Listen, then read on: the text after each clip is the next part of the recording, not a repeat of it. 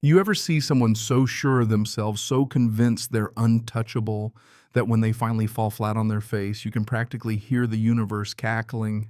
That's how it all kicked off for me that Tuesday, with the sound of a metal door slamming against my workshop wall, loud enough to rattle your bones and your patience. In storms, Karen Fitzgerald, HOA badge of honor in one hand, phone in the other, waving it around like she's the local sheriff and I'm public enemy number one. She's ranting about code violations, unauthorized structures, basically all the nonsense HOA folks like to shout when they want to feel important. Then my alarm goes off.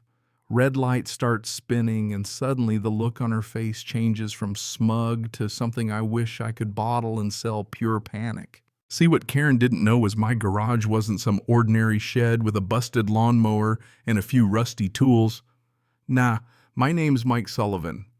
And after 30 years with the FBI as a forensic tech, I'm not the kind of guy who keeps my workspace sloppy or unsecured. After I retired, I moved out here to Riverside Heights, thinking I'd trade in the government labs for a little peace and quiet, still doing contract work now and then for the feds, just maintaining and analyzing evidence in my own tricked-out barn at the edge of my 5-acre lot. That barn I spent 2 years and a small fortune turning it into a fortress, biometric locks, soundproofed walls, temperature-controlled storage, you name it. Permits, clearances, the whole 9 yards. If you blinked wrong, the security system would catch it. And for the first few years, it was as calm as you'd expect from a town where the biggest drama was running out of decaf at the diner.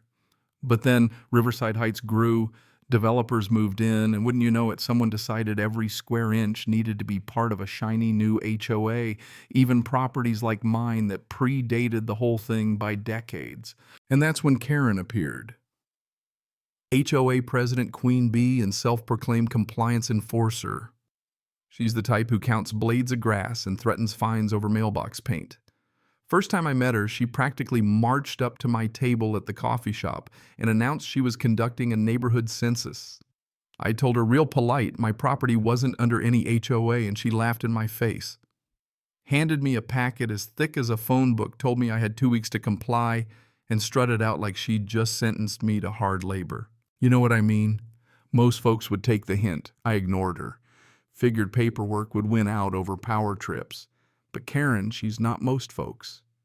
Next thing I know, I'm getting violation letters on HOA letterhead for everything from the way I park my truck to the color of my workshop lights. I kept sending copies of my deed, back proof I wasn't in their precious association, but she wasn't having it. Then she escalated, started spreading rumors in the neighborhood, said she heard weird noises coming from my property at night, as if my soundproofed lab could whisper secrets to her from a quarter-mile away.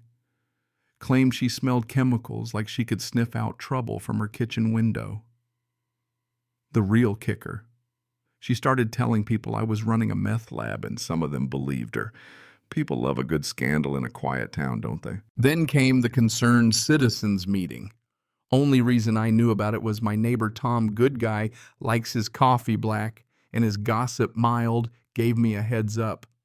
Karen spent an hour showing blurry photos and so-called logs of my comings and goings, practically demanding the HOA take me down. She wanted to be the hero exposing the criminal in our midst. What she didn't realize was while she was busy building her case, I was building mine. Every letter, every trespass, every rumor documented and sent up the chain. The feds I contract for take security way more seriously than any HOA, and my contract actually requires I report any suspicious activity around the site. They told me to let her keep going, so that's exactly what I did. Then the day of the great break-in. I got a call about a priority evidence shipment, so I drove to the federal building downtown. Locked everything up tight, set the alarms, and figured I'd be back in 2 hours max. Security footage later showed Karen watching from her car clipboard at the ready, waiting for me to leave. She waited 12 minutes 12 before marching up my drive in what looked like a Halloween costume version of an inspector's outfit. She tried the doors, peeked in windows, then found the ventilation hatch barely big enough for a raccoon, never mind an overconfident HOA president. She pried it open, crawled inside. And that's when all hell broke loose. My system triggered alarms at 3 different federal agencies, locked down the workshop, sealed every exit. Lights flashing, computer voice blaring warnings about unauthorized access to federal property. You should have seen the footage, Karen spinning in circles, phone in one hand, panic setting in. The best part? She couldn't get back out the hatch, locked behind her. She stumbled into the main lab, surrounded by locked evidence cabinets, federal seals everywhere, computer screens full of classified tags. She still tried to take pictures like she was going to blow the lid off some big conspiracy. What she didn't realize was, by the time she finished spinning around, a federal response team was already on the way. 6 minutes, that's all it took. 3 black SUVs, roll-up agents in tactical gear surround the place, bullhorns telling whoever's inside to get face-down, hands where they can see them. Karen, for the first time in her life, listened. They found her on the floor, still clutching her clipboard, babbling about HOA inspections. When I pulled back into my driveway and saw all those federal vehicles, I knew something big had happened. Agent Patricia Hawkins, one of the few people who knows I keep my shop tighter than Fort Knox, met me at the perimeter, trying not to laugh. I handed over my credentials and the fat folder of Karen's antics. When they asked if I wanted to press charges, I nodded. Simple as that. Paperwork, interviews, a security sweep, the whole federal drill. Karen was hauled off in cuffs, her car impounded, her phone seized as evidence. Local news picked up the story before the sun went down. HOA president arrested breaking into federal facility, they said.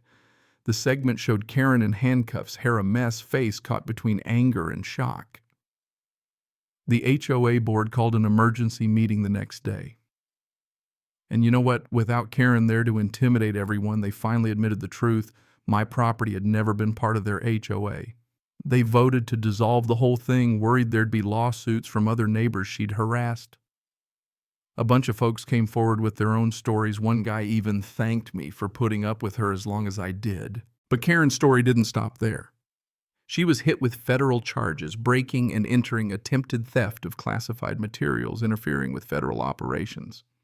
Every photo on her phone counted as a security breach. The prosecutor made it clear she was looking at years in prison and a mountain of fines. Her lawyer tried the "I was just doing my job" routine, but the evidence was overwhelming. Video of her breaking in HOA records, showing I wasn't under their control, my log of harassment, even her own social media posts bragging about being tough on suspicious neighbors. She sunk her own ship. The judge set her bail at $50,000 and put a 500-foot restraining order on her. Her husband had to mortgage their house just to get her out. She surrendered her passport, got slapped with an ankle monitor, and became the talk of every coffee shop and hair salon for miles. The newspaper ran her mugshot with a headline that pretty much said it all: "When HOA power goes too far." She lost her real estate license, her clients dropped her, the state started their own investigation into her ethics. You could almost feel the satisfaction ripple through the neighborhood. 3 months later, Karen took a plea deal, guilty to criminal trespass and attempted interference. 2 years in federal prison, 3 years probation, $100,000 in fines. The day she was sentenced, she broke down sobbing in court, had to be practically carried out by her lawyer. I almost felt sorry for her, almost. Now, some folks say I should have let it go, or that the punishment was too much for just an overzealous HOA president. But after all the letters, all the lies, all the fear she spread, I think the universe finally got the balance right. The day Karen's story hit the news, the whole community changed. People actually talked to each other again, started minding their own business, maybe even learned something about leaving well enough alone. But here's the kicker: every so often someone will still ask if I'm the guy with the federal bunker at the edge of town, or if I've got some big secret stashed away out there. I just smile, shake my head, and say, "Not anymore." Funny how the truth gets lost in all the drama. So what do you think? Was justice served, or did it all just spiral out of control? Let me know where you stand, because in Riverside Heights, everyone's got an opinion. And around here, sometimes the wildest stories are the ones that actually happened.